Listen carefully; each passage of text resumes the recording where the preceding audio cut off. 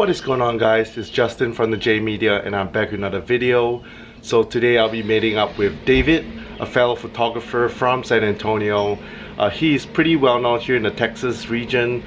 So again, really glad that he's coming down all the way from San Antonio to Austin, Texas to shoot my car as well as another car this morning. But yeah, he also shot with other friends like Mondo, Nate, Orlando, so some really badass builds. Yeah, his photography is on point. So anyway, what I'm gonna do right now is I'm gonna start at the car and head downtown to meet up with him. So we just reached downtown Austin, Texas, and right now we're trying to find a spot. We have David behind me in his he also has a Mitsubishi Eclipse, the new Mitsubishi Eclipse SUV, so that's pretty cool.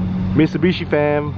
So we just reached this area. So we were trying to shoot across where the train station was, but there are too many people, so I decided to hop on the other side. Some graffiti walls. Right now we have David trying to scope out some good photo spots. Alright, over here we have the famous shutter studio David. So what are you shooting with today? Nikon D600 with a 50mm 1.8 and then a Zycos 52mm CPL. Most of the time I like to use this or my 2875 Tamron 2.8. Okay. With a 67mm Hoya CPL as well. Both come in handy. Okay. So that's for right now. I like the 50mm 1.8 a little bit more, just a little bit more crisp in some angles. But other than that, just doing my thing. Okay. Well, you say it's kind of hard to like shoot a black car, because I feel like sometimes, well, personally being a black car owner, when it's clean it's really good, but when it's like really like there's too much sun, this and that, there's a lot of reflection. Would you say it's a challenge to shoot it? It depends. I mean, I personally would rather shoot a black on black car than a white on black car. Oh, okay. Just because if you shoot a white with a car, or a white car with black wheels, always you're gonna have that contrast where you're gonna fight either the white highlights or the black shadows of your wheels. So it's always hard. But like with this, you can still you can tone it down a little bit, where you can bump up the shadow so you can still get the detail within the black, but then you can layer out the ground or the sky. That way you can still get contrast and separation from saturation or highlights separately. That way you can still get contrast and shadows within the depth of field and details within all the black. So okay, wow. I prefer black. It's always hard shooting a black car. Just, I mean, black cars are black cars, but I mean, CPLs are your best friend when it comes to photography, or I guess car photography in general.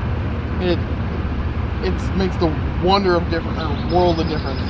Okay. Black on any cars, for instance, but I mean, especially with black, a CPL will help a lot. Asks, the best thing to invest in for photographers, whether it's automotive or real estate or whatever, recommend always invest in your lenses or glass, in other terms, and a CPL filter. It will save you so much misery and so much time in Photoshop. Okay, so like you were saying, lens over camera, if you had exactly, limited budget. like, okay. Full frame is always a plus, just because it's bigger pixels, faster sensors, stuff like that. But like I shot with a D3100, which is basically a base model Nikon for 3 years, but all you got to do is just invest in lenses, whether it's prime lenses or whatever, but just invest in glass. Like that will, even just glass itself will change your photos dramatically, like crisp. Okay, that's good to know, because well, for photos I also try to practice. I'm nowhere as good as him. He's pretty much like a legend here in Texas. He shoots really good like for photos, you know, he does crazy editing, you guys will see. But I use a Nikon D5300 and all I have is my 50mm 1.8. That's all I have.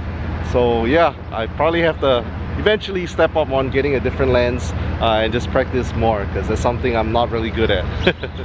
Okay, the car looks so good, especially when it's all clean and shiny. So right now I'm gonna shift the car a little bit over there so David can get more shots.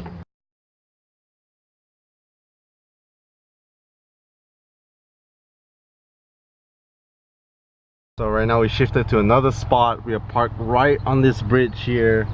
So I'm looking at my rearview mirror just to make sure there's no one coming. But pretty cool, right smack in the middle of this bridge. So here's a better view. You can see all the downtown skyscrapers. Pretty cool. And right now David is just going around to shoot some photos. See him right there. So we are pretty much running around a few different locations to shoot with David. Again, these are some of the raw shots. I'm pretty excited. I'm seeing them for the first time as well. Let me focus real quick. Ooh. So like I said, we hopped to a few different locations. Some detailed shots, some full car shots. Ooh. Can't wait for that fire. Ooh. And those on the bridge came out really good. Yeah. Those bridge shots are gonna be fire.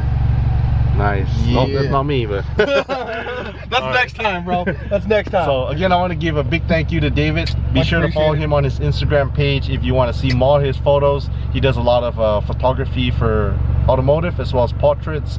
So yeah, I'm gonna link it right here. Make sure to follow him. So if he sends me the photos before this video is edited, I'll be sure to, you know, insert it here as well. Otherwise, you can head to his page to check them out. So thanks again, boss. Thank you. Appreciate it. Always, man. Alright, so we just wrapped up the shoot with David. Again, big thank you to him. I'm pretty stoked to see what the photos look like after they're edited. So if you like these photo shoot videos, make sure to leave a thumbs up, subscribe if you haven't, and I'll catch you guys in the next video.